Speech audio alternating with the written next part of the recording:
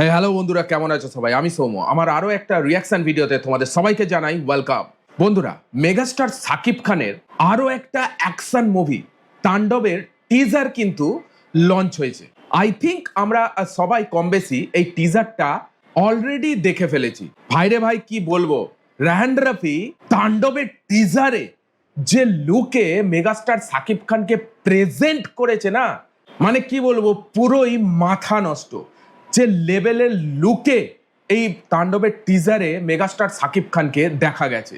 আর teaser নিয়ে কি বলবো, টিজার দেখে অলরেডি আমরা সবাই বুঝে গেছি যে তাণ্ডব মুভিটা কি লেভেলের অ্যাকশন মুভি হতে চলেছে। মানে তাণ্ডব যে পুরোই তাণ্ডব হবে এটা কোনো কনফিউশন নেই। এর আগেও বলেছি, আমি আবারও বলছি, যারা অ্যাকশন লাভার তাদের জন্য তাণ্ডব মুভিটা, মানে অ্যাকশন সিনেমা দেখতে যারা ভালোবাসে, অ্যাকশন লাভার, ঠিক আছে, তাদের জন্য তাণ্ডব মুভিটা একদম 5 স্টার কোয়ালিটি মুভি হতে চলেছে। তো তাণ্ডব টিজারে কিছু লুকিয়ে থাকা চমক তোমরা কি লক্ষ্য করেছো? এরকমই কিছু চমক কিন্তু আজকে আমরা দেখব, যেটা তাণ্ডব টিজারের মধ্যে লুকিয়ে আছে এবং 99% মানুষ এটা জানেই না। এরকমই একটা এক্সক্লুসিভ ইউনিক কন্টেন্ট পোস্ট করেছে দ্য আপডেট ক্রিয়েটর এই চ্যানেলে। এই চ্যানেলেই ফার্স্ট টাইম ভিডিও রিয়াকশন করতে এলাম। অসাধারণ একটা কন্টেন্ট বানিয়েছে, যে ভিডিওটার টাইটেল হচ্ছে তাণ্ডব সিনেমার টিজারে লুকিয়ে থাকা চমক যা কেউ খেয়াল করেনি। তো চলো তাহলে ভিডিওটা দেখবো, বুঝবো এবং আমি তোমাদের সাথে আমার পার্সোনাল রিয়াকশন শেয়ার করব। আই থিঙ্ক আর বেশি কথা বলা উচিত হবে না, ভিডিওটা এবার শুরু করা যাক। তাহলে একদম পয়েন্টে যাওয়া যাক। SWAT. Welcome to the show. গতকালের ভিডিওতে আমি Welcome to the তাণ্ডব সিনেমার show. টিজারতে রিভিউ করেছিলাম এবং বলেছিলাম পরবর্তী ভিডিওতে তাণ্ডব সিনেমার টিজারে লুকিয়ে থাকা চমক সম্পর্কে জানাবো। সো গাইস, আজকের আচ্ছা, ভিডিওটা সম্পূর্ণ I'm দেখলে excited, আপনারা এই আমরা সিনেমার জানতে চাই। টিজারে লুকিয়ে থাকা এমন কিছু হিডেন ডিটেইল বা চমক সম্পর্কে জানতে পারবেন যা আপনারা এই টিজারটা দেখেছেন কিন্তু এই বিষয়গুলো একদমই খেয়াল করেন নাই। সাথে আরো Wow. অসংখ্য বিষয় আজকের ভিডিওতে থাকবে, তাই অবশ্যই ভিডিওটা শেষ পর্যন্ত দেখবেন। তাহলে চলুন আর আজ এরা কথা না বলে ভিডিও শুরু করা যাক। তাহলে একটু ডিটেইলে কথা বলি। 2023 সালের পর থেকে মেগাস্টার সাকিব খান প্রত্যেকটা সিনেমার মধ্যে প্রত্যেকটা ক্যারেক্টারে নিজেকে অতপ্রতভাবে, দুর্দান্তভাবে এবং রিয়েলিস্টিকভাবে প্রেজেন্ট করেছেন। এটা ঠিক ভাই, এটা ঠিক। মানে তুফান থেকে আরম্ভ করে তুফান, বরবাদ, আবার তাণ্ডব আসছে। এর আগে প্রিয়তমা সিনেমাটা দেখি, ওটা তো রোমান্টিক ফিল্ম, ঠিক আছে ভাই। মেগাস্টার একের পর এক, কি বলবো, মানে ঢালিউড ফিল্ম ইন্ডাস্ট্রিতে পুরো ঝড় তুলেই রেখেছে। মেগাস্টার সাকিব খানের সাইক্লোন চলছে ঢালিউড ফিল্ম ইন্ডাস্ট্রিতে, বলা বলি কথা কি। ক্যারেক্টারে নিজেকে অতপ্রতভাবে, দুর্দান্তভাবে এবং রিয়েলিস্টিকভাবে প্রেজেন্ট করেছেন। যেমন বরবাদ সিনেমা যারা দেখেছে তারা সবাই জানে বরবাদ সিনেমায় শাকিব খানকে সত্যিকারের আরিয়ান মির্জা মনে হয়েছিল। আর আপনারা যখন তাণ্ডব সিনেমাটা দেখবেন তখন তাণ্ডব সিনেমায় শাকিব খানকে এই সিনেমার ক্যারেক্টারের সাথে রিয়েলিস্টিকভাবে প্রেজেন্ট হতে ওহ, কি লুক ভাই, হ্যাঁ, পুরো সাইকো লুকে প্রেজেন্ট করেছে এই তাণ্ডবের টিজারে রায়হান রাফি।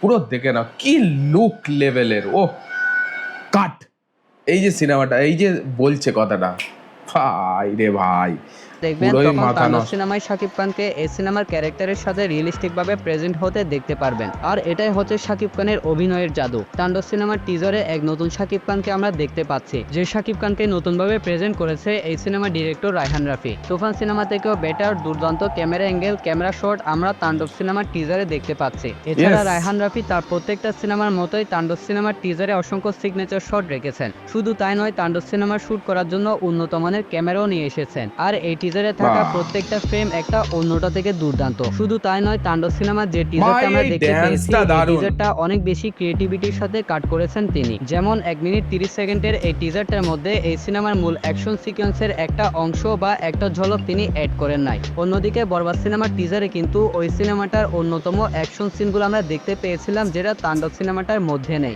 শুধু তাই নয়, এই সিনেমার মেইন নায়িকা সাবিলা নূরকেও এই টিজারটার মধ্যে এক ঝলকের জন্য দেখানো হয় নাই। তাছাড়া এই সিনেমাটার Yes. মধ্যে আমরা ঢালিউডের অসংখ্য নামী এবং গুণী অভিনেতাদেরকে দেখতে পারবো, যাদেরকে এই ছোট্ট টিজারটার মধ্যে একদমই দেখতে পাওয়া যায় নাই। একদম ওহো ভাই, এই যে মানকি মাছটা, এটা দারুণ লেগেছে আমার। পুরো মানে মুখোশের আড়াল থেকে বেরোবে সাকিব খান, যে তাণ্ডব চালাবার জন্য মানে একদম পুরো রেডি, পুরো রেডি। ওহ, নেতাদেরকে দেখতে পারবো, যাদেরকে এই ছোট্ট টিজারটার মধ্যে একদমই দেখতে পাওয়া যায় নাই। একদমই যে দেখতে পাওয়া যায় না এমনটাও কিন্তু না, দেখানো হয়েছে তিনজনকেই দেখানো হয়েছে। প্রথমে এই জায়গাটাতে একটু দেখুন, আমরা জয়া এখানে দেখতে হাসান। পাচ্ছি শাকিব খান সুয়েড স্কোয়াডের একজন মেম্বারকে আত্মরা করে নিয়ে যাচ্ছে এবং সামনের দিকে জয়া আহসান দাঁড়িয়ে আছে একটি বন্দুককে হাতে করে। এখন সুয়েড স্কোয়াডের যে বান্দাকে শাকিব খান আত্মরা করে নিয়ে যাচ্ছে, আপনি যদি একটু ঠিক মতো খেয়াল করেন তাহলে এই বান্দাটা হচ্ছে FS9।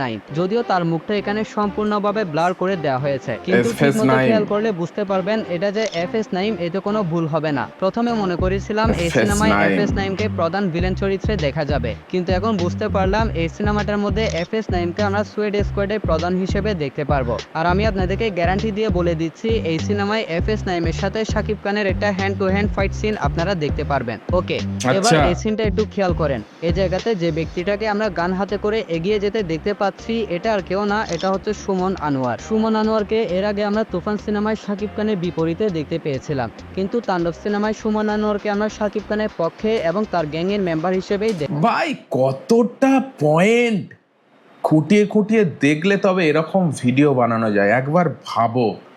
হ্যাঁ, কতটা পয়েন্ট, কতটা সাকিব খান লাভার হলে এই ধরনের ভিডিও বানানো যায়, ইউনিক ভিডিও বানানো যায়। ভাই মুখোশের আড়ালে কে আছে তার চলন দেখে অ্যাবজর্ব করে নিচ্ছে এই ভাই দ্য আপডেট ক্রিয়েটর, যেটা কে হতে পারে। আর পুরো লজিক দিয়ে কথা বলছে, কিন্তু পরিষ্কার এটা মানতে হবে। কিন্তু তাণ্ডব সিনেমায় সুমন আনোয়ারকে আমরা শাকিব খানের পক্ষে এবং তার গ্যাংয়ের মেম্বার হিসেবেই দেখতে পারবো। এবার এই জায়গাতে একটু খেয়াল করেন, আমরা দেখতে পাচ্ছি এই জায়গায় ভাই রাজনীতি একটা ইনভলভ থাকবে, পরিষ্কার এখানে বোঝা যাচ্ছে। এখানে একটা নেতাকে গুলি মারছে, এমন কিছু কাণ্ড ঘটিয়েছে নেতা যে সাকিব খান তাকে দিয়েছে একবারে। শাকিব খান একজন ব্যক্তিকে শুট করে মেরে ফেলছে, আর এই ব্যক্তিটাকে সবারই চেনার কথা। উনি হচ্ছেন ডক্টর এজাজ। এই বান্দাকে এই সিনেমায় ডক্টর সম্ভবত এজাজ। আমরা একজন রাজনীতিবিদ হিসেবে দেখতে পারবো, আর ইনি হয়তো Yes. এমন একটা কাণ্ড করেছেন যার কারণে শাকিব খান এই ব্যক্তিটাকে একটা জিনিস লক্ষ্য করো বন্ধুরা, একটা জিনিস লক্ষ্য করো, এই নেতাটা কিন্তু একটা কোনো মিডিয়া হাউসের সেটে রয়েছে। তোমরা দেখো মিডিয়া হাউস, যে মিডিয়া হাউসের ভেতরে ঢুকেছে সাকিব খান তাণ্ডব চালানোর জন্যে, সেই সেটে দিয়েই কিন্তু এই মানে মিডিয়া হাউসের ভেতরেই কিন্তু এই নেতাটা অ্যাট প্রেজেন্ট। মানে অ্যাকচুয়ালি আমার মনে হচ্ছে এই নেতাটার ইন্টারভিউ চলছিল, আর ইন্টারভিউতে এমন কিছু কাণ্ড ঘটিয়েছে। তো সাকিব খান এখানেই যা শ্যুট করছে, এখানেই যা শ্যুট করছে, তোমরা দেখো লক্ষ্য করো, ভালো করে বুঝতে পারবে। বিদ হিসেবে দেখতে দেখো। পারবো। আর ইনি হয়তো এমন একটা কাণ্ড করেছেন যার কারণে শাকিব খান এই ব্যক্তিটাকে এই সিনেমাটার মধ্যে শুট করে মেরে ফেলবেন। ওকে, এবার Yes. তাহলে এই সিনটার দিকে একটু খেয়াল করেন। এই সিনটার মধ্যে পিছন সাইড থেকে আমরা একজন ব্যক্তিকে দেখতে পাচ্ছি, যদিও এই ব্যক্তিটাকে তা আমি কনফার্ম ভাবে বলছি না, তবু আমার মনে হচ্ছে এই ব্যক্তিটা হচ্ছে আফজল হোসেন। তাকে সম্ভবত আমরা এই সিনেমাটার হোসেন। মধ্যে শাকিব খান যে টিভি চ্যানেলে হামলা করেছে সেই টিভি চ্যানেলের মালিক হিসেবে দেখতে পারবো। এখন উনি কি maybe এমন হতে কাণ্ড পারে। করেছে যে শাকিব খান তার চ্যানেলে হামলা করে দিয়েছে? এই প্রশ্নটার উত্তর আমরা অবশ্যই এই সিনেমাটা দেখলেই বুঝতে পারবো। বাকি এই সিনেমার প্রধান ভিলেনকে সেই বিষয়টা এখনো হাইড করে রাখা হয়েছে, আর ট্রেলারের মধ্যে Yes. হয়তো আমরা এই সিনেমার ভিলেন সম্পর্কে কনফার্ম ভাবে জানতে পারবো। আর এই জায়গাতে একটু দেখেন, এখানে মাস্ক পরা অবস্থায় যে ব্যক্তিটা ডান্স করতেছে, ওনাকে প্রথমে মনে করেছিলাম এটা হচ্ছে শাকিব খান, কিন্তু আপনি ওনার ডান্স স্টেপ এবং বডি স্ট্রাকচার একটু খেয়াল করেন।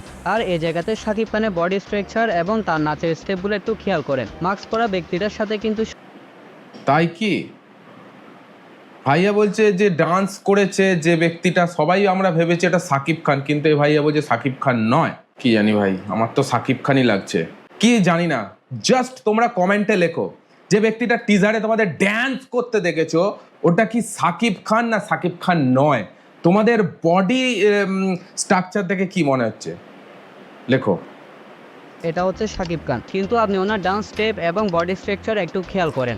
আর এই জায়গাতে শাকিব খানের বডি স্ট্রাকচার এবং তার নাচের স্টেপগুলো একটু খেয়াল করেন। মাস্ক পরা ব্যক্তিটার সাথে কিন্তু শাকিব খানের বডি স্ট্রাকচার এবং ডান্স স্টেপ মিলতেছে না। তাহলে সম্ভবত এই মাস্কের আড়ালে আমাদের জন্য রায়হান রাফি অবশ্যই একটা সারপ্রাইজ রেখেছেন। আর তাণ্ডব সিনেমাটার মধ্যে আমরা শাকিব খানকে একজন সন্ত্রাস বাহিনীর প্রধান হিসেবে দেখতে পারবো, যে সম্ভবত কোন একটা ইনসাফ প্রতিষ্ঠা করার জন্য বা বদলা নেওয়ার জন্য চ্যানেল বাংলা নামের এই টিভি চ্যানেলে হামলা করবে। এখন সে একজন সন্ত্রাস হওয়ার তারপরও কিন্তু অসংখ্য শাকিব মানুষকে খান। তার জন্য আন্দোলন করে সামনের দিকে এগিয়ে আসতে আমরা দেখতে পাচ্ছি। আর এই টিজারের শেষের সিনে শাকিব খানকে আমরা অসংখ্য মানুষের সামনে দাঁড়িয়ে মাসিহা। থাকতে দেখতে পাচ্ছি, যারা Yes. সম্পূর্ণভাবে শাকিব খানকে সাপোর্ট করতেছে। এই বিষয়টা দেখে এটা তো কনফার্ম যে শাকিব খান আইনের চোখে সন্ত্রাসী হলেও সাধারণ মানুষের চোখে সে একজন হিরো। আর সে কোনো একটা ইনসাফ প্রতিষ্ঠা করার জন্য বা কোনো একটা কিছু আদায় করার জন্য সন্ত্রাসী হয়ে এই টিভি চ্যানেলে হামলা করবে। যদিও এই সমস্ত বিষয়গুলো আমি point একদম ধরেছে। শিওর হয়ে বলছি না, এগুলো জাস্ট একটা ধারণা, এগুলো হচ্ছে fan theory. So guys, Yes, এটাই yes, ছিল yes. আজকের ভিডিও। এই ভিডিওতে বলার সম্পূর্ণ বিষয়গুলো ফ্যান থিওরি এবং অনুমানের উপর নির্ভর করে তৈরি করা হয়েছে।